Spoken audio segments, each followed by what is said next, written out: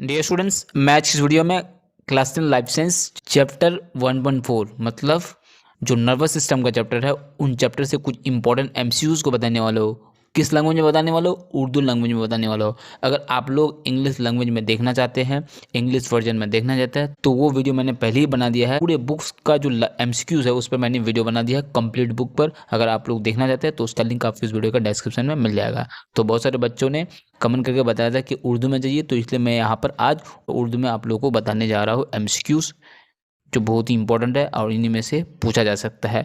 और जो first semester का एग्ज़ाम है उनके लिए भी ये इम्पोर्टेंट है। ओके, तो जैसे कि आप लोगों को पता है कि मैंने एक वीडियो पहले बनाया था कुछ दिन पहले, फर्स्ट सेमेस्टर के लिए कौन कौन चैप्टर से पूछे जाएंगे। तो आप लोग अगर नहीं देखें तो आप लोग जाके देख सकते हैं। तो चलिए आज की वीडियो को शुरू करते हैं। जो नर्वस सिस्टम का चैप्टर है उनसे क्या क्या इंपॉर्टेंट एमसीक्यूज है उनको आज देखेंगे। ओके, तो सबसे पहले और एक बात यहाँ पर ध्यान देना है कि यहाँ पर ऑलरेडी बहुत सारे टिक लगा हुआ है, लेकिन इनमें से कुछ जो है मिस्टेक है। तो मैं यहाँ पर आप लोगों को बोलने वाला हूँ, तो आप लोगों के पास बुक भी होगा। इस बुक पर मैंने एक वीडियो भी बनाया था। ये जो बुक है लाइफ साइंस की, खुर्शीद इकबाल की लिखी हुई बुक है। तो आप लोगों के पास अगर होगा तो इसका आंसर भी होगा। तो आप लोग अगर आंसर नहीं है तो यहाँ पर देख करके आप लोग मार्क कर सकते हैं। ओके, तो सबसे पहले देखिए क्वेश्चन नंबर 1 जो है, नजम आसाफ की इकाई क्या है? तो आप सब लोगों को पता है न्यूरॉन है। तो यहाँ पर इस तरह से भी सवाल आ सकता है कि न्यूरॉन किसे कहते हैं? तो न्यूरॉन किसे कहते हैं? नजाम आसाफ की तश्कीली और अमली इकाई को न्यूरॉन कहते हैं। ओके, तो ये जो एमसीक्यूज है ये एसक्यू में भी पूछा जा सकता है। क्वेश्चन नंबर 2, डंडोन की शाखों को कहा जाता है, क्या कहा जाता है? इसका आंसर हो जाएगा option number 4, dendrite. Question number 3, neuron का वह हिस्सा जहाँ से एक्सॉन निकलता है। तो इसका आंसर हो जाएगा option number 1, axon hillock. Question 4, न्यूरॉन का वह हिस्सा जिसमें नस्ल के ज़रात नहीं पाए जाते हैं। तो इसका आंसर हो जाएगा option number 2, axon. Question number 5, सती नजाम आसाब में दिमाग से निकलने वाला आसाब की तादाद होती है। मतलब बहुत इंपॉर्टेंट क्वेश्चन है। मतलब जो क्रेनियल नर्व होते हैं, क्रेनियल नर्व जो होते हैं वो कितने हैं? तो इसका आंसर हो जाएगा ऑप्शन नंबर 2, 12 जोड़े।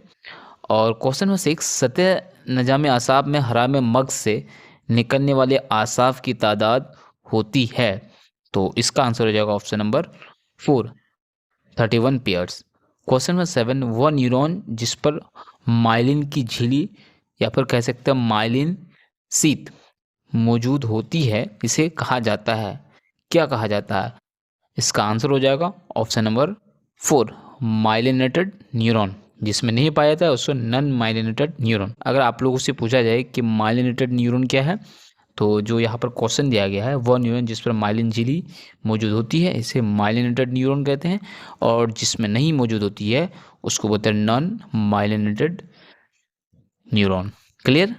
क्वेश्चन नंबर 8, वह असबा मतलब वह नर्व जो तहरीकात को, जो इम्पल्स को सेंट्रल नर्वस सिस्टम मरकजी निजाम आसाफ से अजलात की तरफ ले जाते हैं, मतलब सेंट्रल नर्वस सिस्टम से मसल तक ले जाते हैं। उसका आंसर हो जाएगा ऑप्शन नंबर 2, मोटर असबा, मोटर नर्व। क्वेश्चन नंबर 9 बहुत इंपॉर्टेंट क्वेश्चन है, दिमाग के गिर्द पाए जाने वाले झिल्ली को कहते हैं। तो इसका आंसर हो जाएगा ऑप्शन नंबर 4, मेनिंजेस।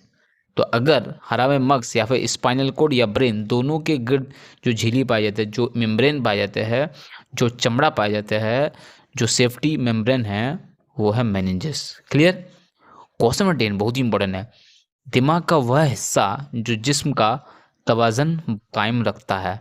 तो इसका आंसर हो जाएगा ऑप्शन नंबर 2, सेरिबेलम। एक होता है सेरिबेलम, तो ये इसका आंसर हो जाएगा सेरिबेलम। क्वेश्चन नंबर 11, स्कल्ला पाया जाता है। बहुत ही ये तो सिंपल क्वेश्चन है, स्कल्ला कहाँ पाया जाता है? आँख में, ह्यूमन आई। क्वेश्चन नंबर 12, दिमाग का वह हिस्सा जो जिस्म का दर्जात बरकरार रखता है।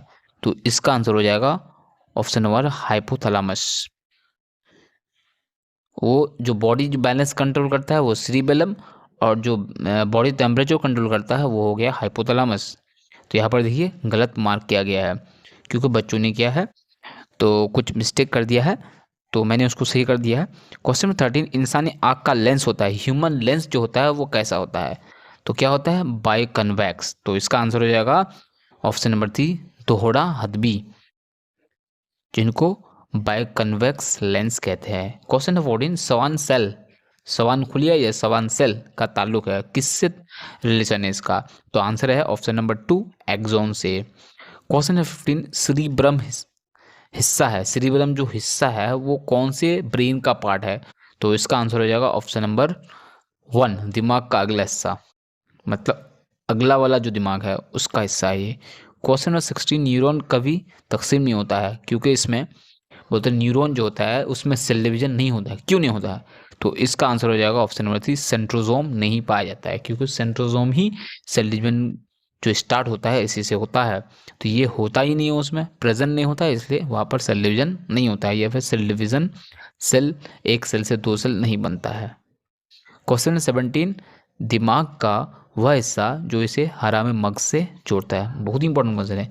दिमाग और हराम मगज मतलब ब्रेन और स्पाइनल कॉर्ड को वो कौन सा हिस्सा है वो जोड़ता है? तो इसका आंसर हो जाएगा ऑप्शन नंबर 1, मेडुला, जिसका फुल नेम है medulla oblongata. Question number 18, short sightedness का दूसरा नाम क्या है? Another name of short sightedness. तो इसका आंसर होगा ऑप्शन नंबर 3, मायोपिया। मायोपिया एक डिसीज है, ये आई डिफेक्ट है, जिसमें क्या होता है हम तो बगल में देख पाते हैं लेकिन दूर नहीं देख पाते हैं, उसको मायोपिया।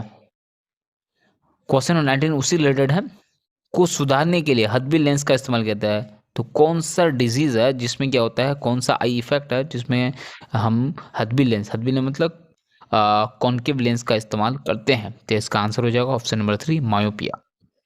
तो अब इस तरह से भी क्वेश्चन आ सकता है कि मायोपिया जो आई इफेक्ट है, इसको आई डिफेक्ट है, इसको ठीक करने के लिए कौन सा लेंस वाला चश्मा यूज करते हैं? तो इसका आंसर हो जाएगा कॉन्केव लेंस, और उसका जो उर्दू है हथबी लेंस। क्वेश्चन नंबर 20, मेनिंजस की सबसे बाहरी परत, तो मेनिंजस का 3 परत है, तो आर्कनोइड मैटर, ड्यूरा मैटर, ये सब है, पिया मैटर, तो इनमें से जो बाहरी परत है वो क्या है? तो इसका आंसर हो जाएगा ऑप्शन नंबर 1, पिया मैटर। ओके, तो यहाँ पर मैं आप लोगों को एक होमवर्क दे रहा हूँ, वो क्या है कि मैंने अभी बताया कि मायोपिया को ठीक करने के लिए कॉन्केव लेंस का इस्तेमाल करते हैं, यूज़ करते हैं। तो जो हाइपरमेट्रोपिया है, जिसको ऑपोजिट है, मायोपिया का बिल्कुल ऑपोजिट है, तो उसको ठीक करने के लिए कौन सा लेंस वाला चश्मा यूज़ करना पड़ेगा? तो आप लोग कमेंट में जरूर बताइए।